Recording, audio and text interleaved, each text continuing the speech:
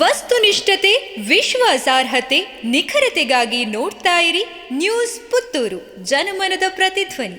ಶುಭ ಸಂಜೆ. ನಾನು ಶ್ರೀಮಾ. ಇಂದಿನ ಮುಖ್ಯಾಂಶಗಳು: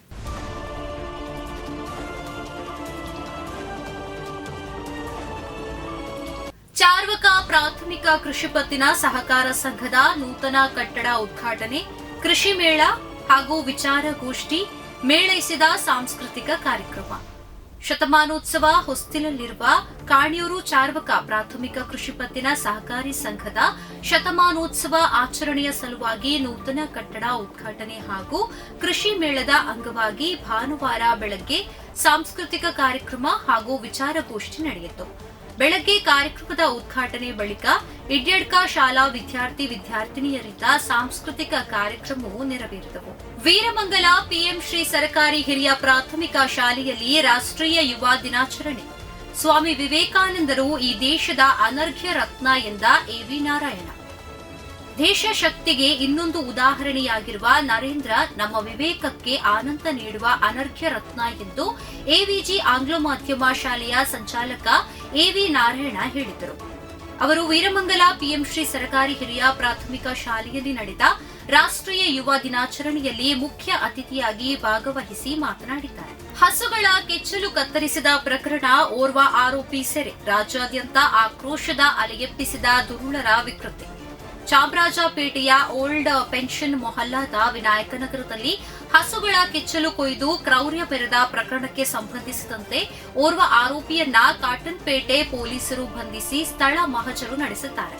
ನಿನ್ನೆ ತಡರಾತ್ರಿಯಿಂದಲೇ ಆರೋಪಿಯ ವಿಚಾರಣೆ ನಡೆಸಲಾಗುತ್ತಿದೆ. ಚಾಮರಾಜಪೇಟೆಯ ಓಲ್ಡ್ ಪೆನ್ಷನ್ ಮೊಹಲ್ಲಾದ ವಿನಾಯಕನಗರ ನಿವಾಸಿ ಕರ್ಣ ಎಂಬವರ 3 ಹಸುಗಳ ಕೆಚ್ಚಲನ್ನ ಕತ್ತರಿಸಿ ಕಾಲಿಗೆ ಮಚ್ಚಿನಿಂದ ಹಲ್ಲೆ ಮಾಡಿ ದುಷ್ಕರ್ಮಿಗಳು ವಿಕೃತಿ ಮೆರೆದಿದ್ದರು. ಕರ್ಣ ನೀಡಿದ ದೂರು ಆಧರಿಸಿ ಪ್ರಕರಣ ದಾಖಲಿಸಿಕೊಂಡ ಪೊಲೀಸರು ಭಾನುವಾರ ರಾತ್ರಿ ಓರ್ವ ಆರೋಪಿಯನ್ನ ಬಂಧಿಸಿ ಚಿಕ್ಕಪೇಟೆ ಉಪವಿಭಾಗದ ಎಸಿಪಿ ರಮೇಶ್ ನೇತೃತ್ವದಲ್ಲಿ 20ಕ್ಕೂ ಹೆಚ್ಚು ಪೊಲೀಸರು ತನಿಖೆ ನಡೆಸಿದ್ದಾರೆ.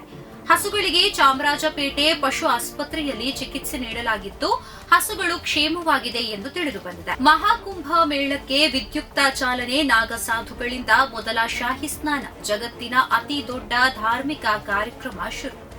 144 ವರ್ಷಗಳಿಗೊಮ್ಮೆ ನಡೆಯುವ ವಿಶ್ವದ ಅತಿದೊಡ್ಡ ಧಾರ್ಮಿಕ ಮೇಳವಾದ ಮಹಾಕುಂಭ ಮೇಳಕ್ಕೆ ಪ್ರಯಾಗ್ರಾಜ್ನಲ್ಲಿ ಇಂದು ನಸುಕಿನ ಹೊತ್ತು ವಿದ್ಯುಕ್ತ ಚಾಲನೆ ದೊರೆತಿದೆ.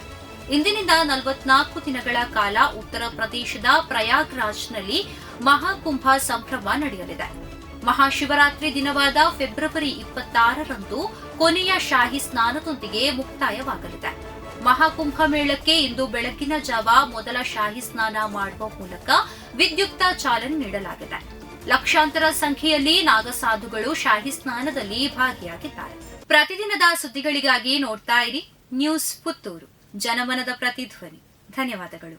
ವಸ್ತುನಿಷ್ಠತೆ, ವಿಶ್ವಾಸಾರ್ಹತೆ, ನಿಖರತೆಗಾಗಿ ನೋಡ್ತಾ ಇರಿ ನ್ಯೂಸ್ ಪುತ್ತೂರು, ಜನಮನದ ಪ್ರತಿಧ್ವನಿ.